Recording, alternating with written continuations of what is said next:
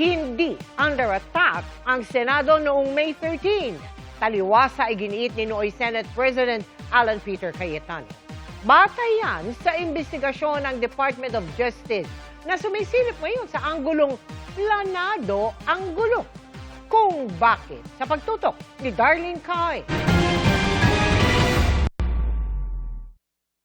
Batay sa initial findings ng panel of prosecutors ng Department of Justice, hindi under attack ang Senado nang magkagulo doon noong May 13 kaya hindi makatuwiran ang mga ginawa ng Office of the Sergeant at Arms ng Senado.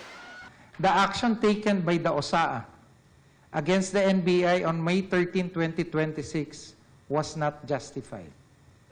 Second, the Senate building was not under attack on the night of May 13, 2026. Ang tanong ni Justice Secretary Frederick Vida, planado ba ang mga aksyon para mapigilan ang pag-aresto kay Senator Bato de la Rosa? Nilagay siya sa protective custody. Ito ba'y kasama sa plano?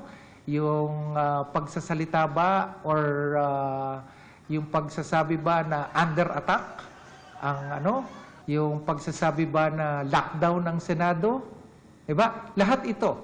Lahat ng mga bagay na napatunayan nating nangyari ay tinitingnan para timbangin kung ito ay kabahagi nung tinatawag natin na obstruction of justice. Inaalam ngayon ng DOJ kung sino-sino ang mga taong nagsabwatan at nagtulungan para patakasin si De La Rosa. Matapos umamin ni Senator Robin Padilla na kasama niya si De La Rosa paalis ng Senado, naghain ang PNP-CIDG ng reklamong obstruction of justice laban sa kanya.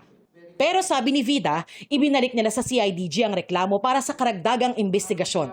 Ayon kay Justice Secretary Frederick Vida ay hindi raw sila pinahintulutan noon ng Senado na mag-inspeksyon sa Senate premises. Pero ngayong bago na ang liderato ng Senado ay magbibigay raw ng panibagong request ng DOJ.